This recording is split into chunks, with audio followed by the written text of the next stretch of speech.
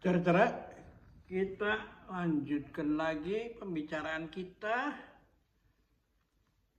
tentang tulisan di majalah Forum Manajemen Prasetya Mulia tahun 2001, 24 tahun lalu, ya toh? Nah, ketika Tiongkok dengan kebijaksanaannya berubah, ya, lalu membuka diri pada perkembangan dunia, juga ada Barat mengirim ribuan mahasiswa, itu seperti udah kayak mesin aja ke Amerika, ke Eropa, ya. Lalu juga mengundang pabrik-pabrik besar di dunia untuk memproduksi di Tiongkok, dan hasilnya diekspor ke seluruh dunia, dan juga menunggu orang-orang di Tiongkok itu pendapatannya meningkat. Jadi pasar lokal dan global itu menjadi satu, dan tempatnya di Tiongkok itu hanya dikasih branding, ya, lalu disebar ke seluruh dunia. Nah, dari situlah maka Tiongkok mendapatkan penghasilan negaranya menjadi kaya, dan akhirnya bisa mengangkat orang-orang miskin yang sampai 800 juta jumlahnya mempunyai perumahan yang layak gitu, di rumah-rumah bertingkat itu. Ya, lalu kita kehilangan orang-orang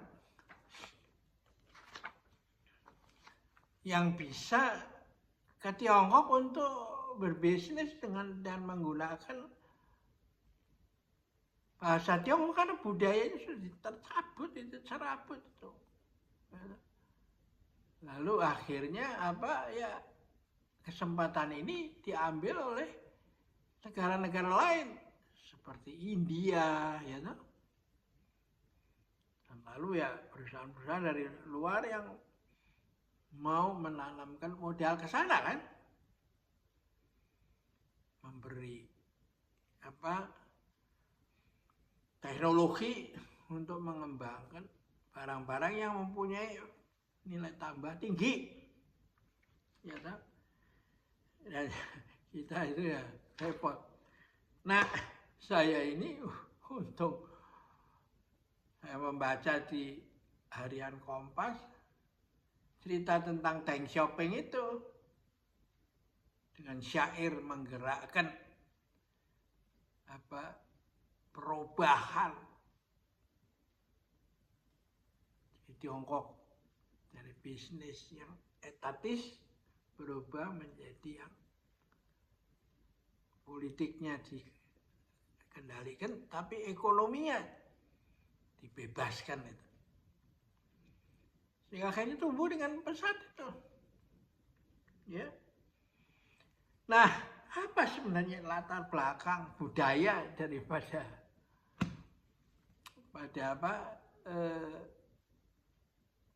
tindakan ini, ya. Nah, penulis dari majalah di Forum Manajemen Prasetya Mulia ini, Pak Iin Solihin, ini menjelaskan bahwa karena di Tiongkok itu ada kosakata yang menarik itu.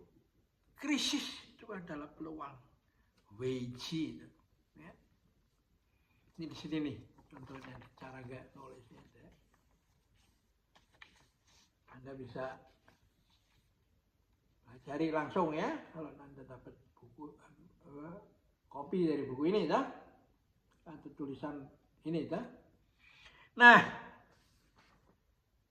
saya ini entah karena perjalanan Mas Takung itu, saya yang tidak bisa bahasa Mandarin yang sama sekali, sudah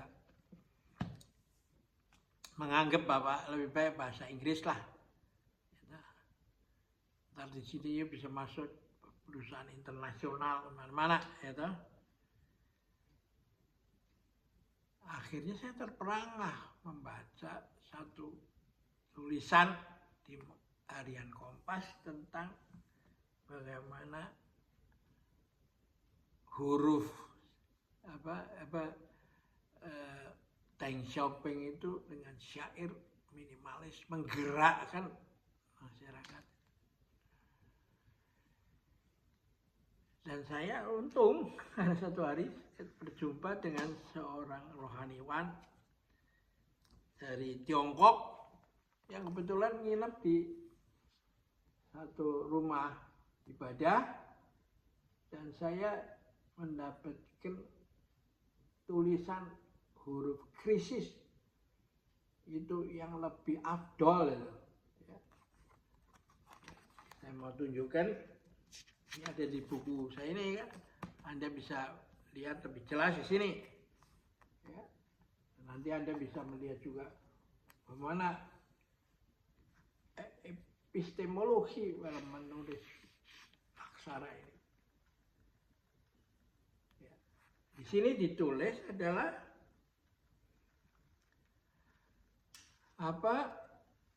krisis itu apa?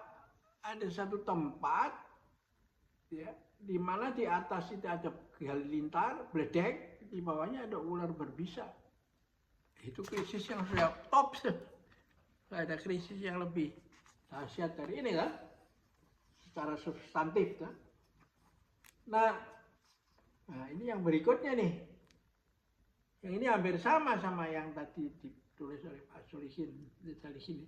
Nah di sini ada sesuatu yang besar, ya, tertutup korden, dan ini ada kunci. Sesuatu yang besar, dan ada kunci. Nah inilah yang dikatakan sebagai, kalau ada krisis, jangan lari, pelajari. Karena di dalam krisis itu ada sesuatu yang besar, yang tersembunyi, dan bisa didapat apabila kamu menemukan kuncinya. Jadi menemukan kunci itu yang menjadi dasar daripada motivasi di dalam manajemen.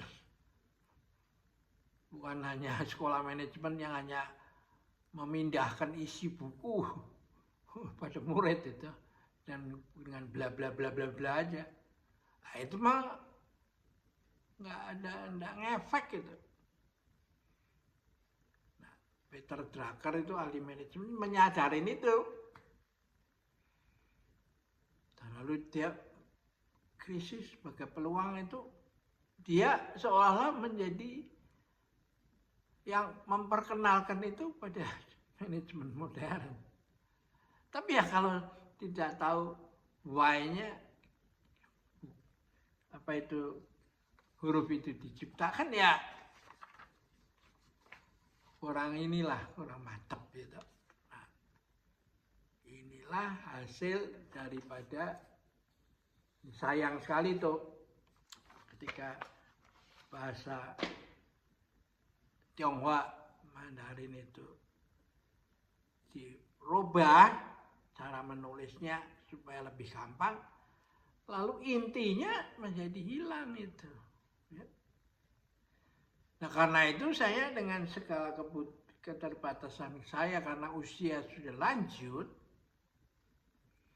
saya mulai merubah pemikiran atau usaha untuk memperdalam apa itu semua itu. Nah, semua usaha saya itu akhirnya saya masukkan di dalam buku ini, ya. Buku ini saya masukkan, nanti bisa kita bahas lebih lanjut satu persatu, ya kan? Nah, jangan saya malah melintang mengetahui ini ketika saya mendatengin banyak sekolah-sekolah kaligrafi. Di hari Sabtu biasanya itu mereka kumpul di satu tempat, ada yang di mana-mana berlatih kaligrafi, Chinese kaligrafi. Ya, ketika saya cerita ini semuanya pada nggak ngerti itu. Yang gayanya seolah-olah hebat, tulisannya indah, mereka hanya mempelajari tulisan indah doang. Tidak mempelajari, tidak mengetahui aspek edukatif dari huruf itu. Dengan tahapan menulisnya itu. Ya. Nah dengan demikian saya selama kemana-mana sehingga secara informal saya dikenal orang yang unik. Karena dia bisa menjadi orang yang buta aksara Tionghoa tapi bisa menjadi dia nobatkan aja sebagai pakar Konfusianisme dan Taoisme. Ya. Ya saya juga mau sebenarnya ini juga ada positifnya. Oh, you tidak usah menjadi orang Tionghoa dalam arti menguasai huruf-huruf ribuan, gitu. Nggak usah untuk menjadi orang yang memahami bahasa filosofi, aspek budi pekerti daripada huruf-huruf Tionghoa itu, ya. Misalnya seperti yang saya sampaikan di dalam buku ini, ya. Lalu, di sini ada banyak ini sekali ya. Anda bisa pelajarin, ya. Bagaimana mereka menulis antara pintar, semakin pintar dan anjing itu. Jadi kalau berhenti belajar ya jadi anjing itu. Anda bisa terus menjadi pintar, tapi kalau berhenti belajar menjadi anjing. Anda bisa terus belajar lebih pintar, tapi tidak bisa melebihi daripada Chen itu, sang penguasa. Karena itu hurufnya ditutupnya dengan begini ke atas. Kalau dia tidak belajar, hurufnya ke bawah menjadi hantu. Tuhan menjadi hantu. Nah ini unik menurut saya, ya. Dengan cara yang bisa diterima oleh nalar semua orang, maka pemahaman ini bisa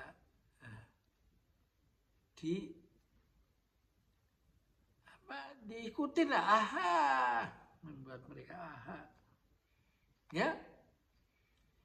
Oke, kita akhirin pertemuan kita kali ini.